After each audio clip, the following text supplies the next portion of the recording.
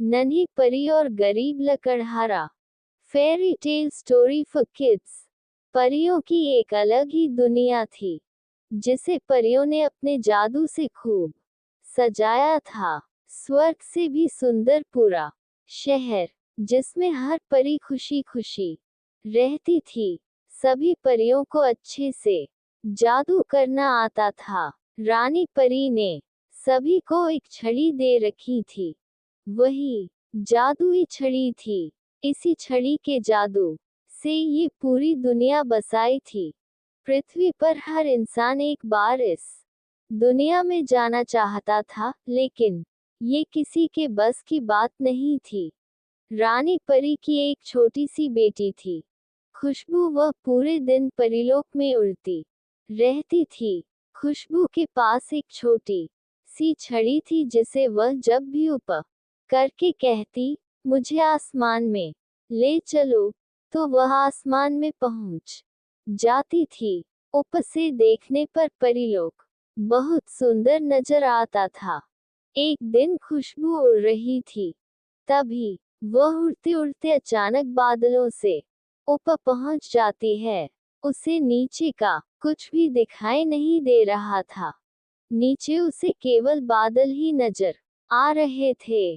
कुछ देर बाद जब वह नीचे की ओर आती है तो देखती है वह परलोक से पृथ्वी की ओर आ चुकी है। खुशबू बहुत डर जाती है। वह वापस परलोक जाने के लिए मुड़ती है। तभी वह एक पक्षी से टकरा जाती है। टक्कर होने के कारण उसके हाथ से छड़ी छूटकर नीचे गिर जाती है। खुशबू को अपनी छड़ी को ढूंढने के लिए धरती पर उतरना पड़ता है, क्योंकि उस छड़ी के खो जाने पर उसकी जादुई शक्तियां भी कुछ देर में खत्म हो जाती। खुशबू जब नीचे आती है तो वहां एक जंगल था। खुशबू बहुत डर जाती है। वह एक घास के मैदान में जाकर अपनी छड़ी ढूंढने लगती है, लेकिन बहुत देर ढूंढने के बाद भी जब छड़ी नहीं मिलती तब वह रोने लगती है। दूसरी ओर खुशबू के न मिलने पर रानी परी बहुत चिंतित हो जाती है। वह अपने सिपाहियों को उसे ढूंढने के लिए भेजती है। खुशबू परी की रोने की आवाज सुनकर पास ही एक घर में एक लकड़हारे की पत्नी जाग जाती है। वह अपने पति से कहती है, मुझे लगता है कोई बच्चा रो रहा है। ये सुनकर लकड़हारा अपनी कुल्हाड़ी उठाकर बाहर चल देता है। तभी उसका 5 साल का बेटा मोहित कहता है, पिताजी, मैं भी आपके साथ चलता हूँ कहीं ये कुल्हाड़ी देखकर बच्चा डर न जाए। दोनों बाप बेटे उस दिशा में चल देते हैं जहां से आवाज आ रही थी। लकड़हारे को एक छोटी सी परी रोती हुई दिखाई देती है। वह उसके पास जाने लगता है। तभी मोहित कहता है, रुको पिताजी, मैं जाकर पूछता हूँ। लेकिन लकड़हारा कहता है, नहीं बेटा, कहीं इसने तुम्हें नुकसान पहुंचा दिया तो क्या होगा। मोहित कहता है, पिताजी, वह कितनी परेशान लग रही है, मुझे जाने दीजिए। मोहित चुपचाप उसके पीछे जाकर खड़ा हो जाता है। तुम कौन हो, यहाँ कैसे बैठी हो और रो क्यों रही हो। खुशबू परी पीछे मुड़कर देखती है तो डर जाती है। वह वहां से जाने लगती है। तभी मोहित उसे रोकता है, रुको परी रानी, मुझसे डरो नहीं, मैं तुम्हारी मदद करने आया हूँ। खुशबू परी कहती है, माँ ने कहा था इंसानों के पास नहीं जाना चाहिए। मोहित उससे कहता है, मेरी माँ कहती है कोई भी परेशानी में हो उसकी मदद जरूर करनी चाहिए। वहाँ मेरे पिता खड़े हैं, वो भी तुम्हारी मदद करने आए हैं। ये सुनकर खुशबू परी कहती है, मैं गलती से अपने घर से बहुत दूर आ गई। यहाँ मेरी जादुई छड़ी गिर गई है, जिसके कारण मैं घर नहीं जा सकती। मोहित उसे कहता है, तुम हमारे घर चलो वहीं रुक जाना, अभी तो रात है। हम सुबह तुम्हारी छड़ी ढूंढ लेंगे। यहाँ बहुत से जंगली जानवर आते हैं तो तुम्हें नुकसान पहुंचा सकते हैं। खुशबू परी उसकी बात सुनकर उसके साथ चल देती है। मोहित अपने पिता को सारी बात बता देता है। तीनों घर पहुंच जाते हैं। मोहित की माँ छोटी सी परी को देखकर बहुत खुश होती है। वह कहती है, खुशबू तुम हमारी मेहमान हो, यहाँ आराम से रहो, लेकिन सुबह अंदर ही रहना, नहीं तो किसी ने तुम्हें देख लिया तो तुम्हें पकड़ कर ले जाएंगे। खुशबू बहुत खुश होती है। मोहित की माँ उसे खाना देती है, जिसे खाकर खुशबू कहती है, ये तो बहुत स्वादिष्ट है, मैं अपनी माँ को बताऊंगी। अगले दिन सूरज निकलते ही मोहित अपने पिता के साथ छड़ी को ढूंढने निकल पड़ते हैं, लेकिन बहुत ढूंढने के बाद भी उन्हें छड़ी नहीं मिलती। शाम को दोनों थक हार कर घर आ जाते हैं। खुशबू ये सुनकर बहुत उदास हो जाती है। उसे अपनी माँ की याद आ रही थी। वह रोने लगती है। मोहित और उसकी माँ उसे चुप कराते हैं। अगले दिन दोनों बाप बेटे फिर से नई जगह छड़ी ढूंढने जाते हैं। जब उन्हें कहीं भी छड़ी नहीं मिलती तो वे अपने घर के लिए खाने का सामान लेने बाजार में जाते हैं। लकड़हारा जब सामान खरीद रहा था, तभी मोहित की नज़र पास ही में सुनार की दुकान पर रखी एक छड़ी की ओर जाती है। वह सोने की तरह चमक रही थी।